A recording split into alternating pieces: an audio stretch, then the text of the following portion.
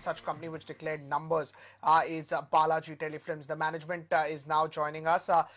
If on a standalone basis, if you could just tell us that, what has been the uptick in the bottom line front, why are revenues looking so tempered?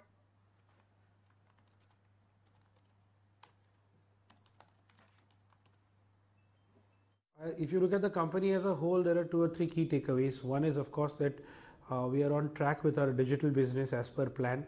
Secondly, the number of television shows, while they have remained at 5 television shows, the realizations per television shows in terms of margins and profits have increased and have been bettered. So that is the reason why there is a bit of a bump upwards in the profit on the television business.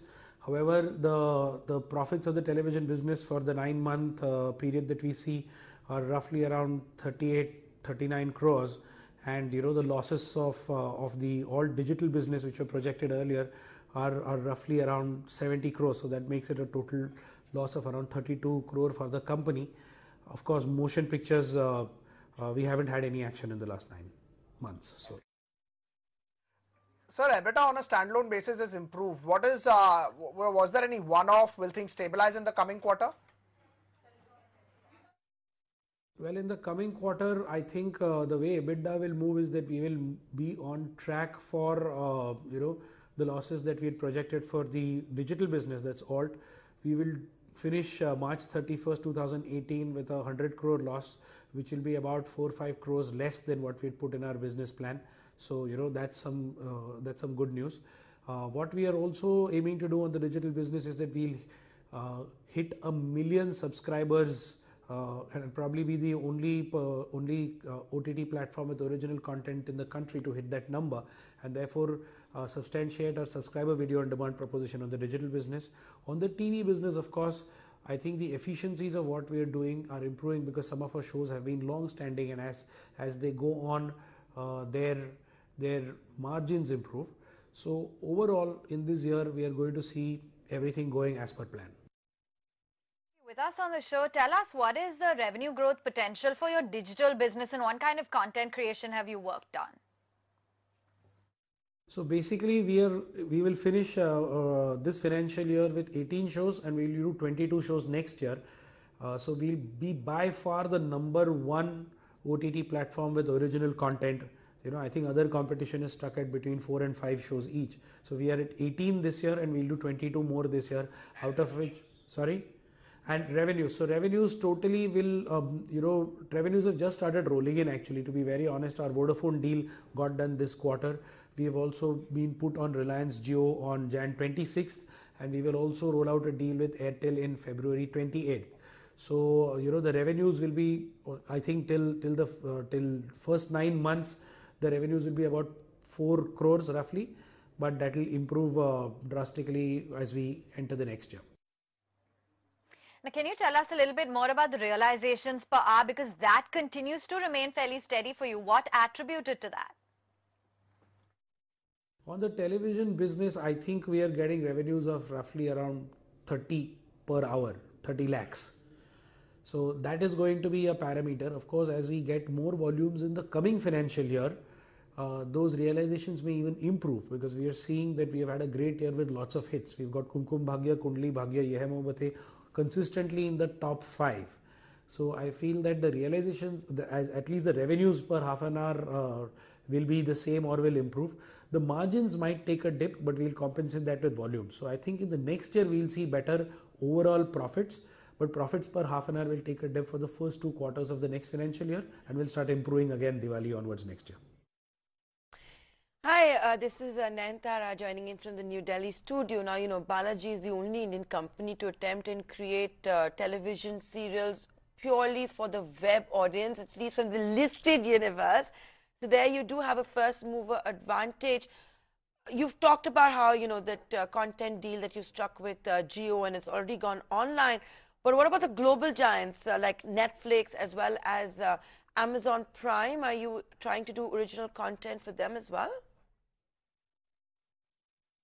So our plan is to have actual releases and not press releases. So we actually make shows, and we put on 18 shows on. We will put on another 22 shows. Our shows deal with a variety of audience So for example, we have a show called Bose, which rates 9.4 on 10 on IMDb and is the highest rated Indian original content on IMDb. But we also have Ragini MMS, and we also have Ram Sakshi in Karle To Be Mohabbat. So we have the largest variety of shows, and what we feel is that by creating this and by hitting that 1 million subscriber mark at a price point that mass India can afford, we are truly in a position to exploit the spread of internet in mass India. As of now, we don't see much action among the international majors who have made any steps to address mass India.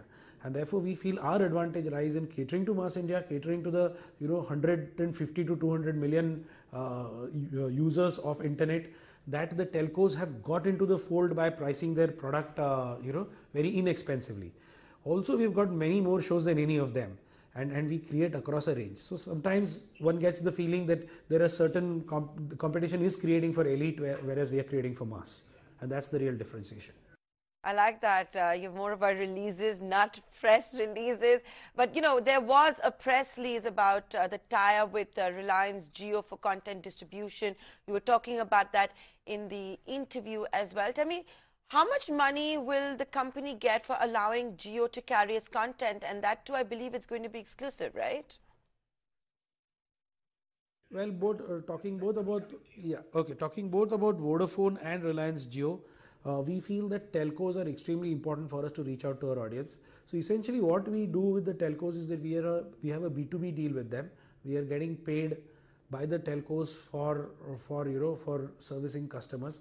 It is up to the telco to price our product to the consumer. So both Reliance Jio and Vodafone give out our product practically free to the consumers, but we get paid for usage by the telco. And that's the similar deal that we will do with Bharti Airtel also. Well, thank you so much for joining us and being so candid on the road ahead. It's pretty clear that companies like yours are part of a huge game plan when it comes to telecom companies. There's a drastic change in how all of us consume entertainment and movies now. Original content, of course, being right on top over there. That's Balaji Tele for you right now, down by about 1%. Pankaj, like I was saying, how we all consume entertainment is fast changing. May not necessarily flip channels all the time to find the right serial. We just log online. There's, of course, an uptick in sales of smart televisions as well. But you've got an exclusive scoop on about what Rel Jio is up to next when it comes to this entire space. Right. So, Nandara, this is an interesting development that I can pick up. So, Reliance Jio, you were just talking to Balaji and what essentially they are doing in terms of the platform for the content that they have. What I can pick up is that they are also in talks with Eros. Now, they already have an existing content sharing deal, which means whatever content Eros has is available on Jio platform, but they are looking to invest further. Now, what this investment will do is they will get exclusive content. What does exclusive content mean? It's launched on the Jio platform and then going ahead, it's made available for the public. Now, remember, Netflix as well as Amazon Prime has been quite active in India. They have been looking to create content, some from global, some from the local markets, and that's why it probably is putting pressure to invest more into content for Reliance Jio as well. Eros is one of the Indian well-known content maker. They are very well known for their competitive ability in the content, and that's why they are looking to invest into that particular phase. Now, whether it will be a deal like Balaji, where they invested 24% into the company and they are looking for content, or it is a deal as far as a JV or a big fund is being created, that is something which is in discussions. It's at advanced stages, and the deal should be announced anytime soon.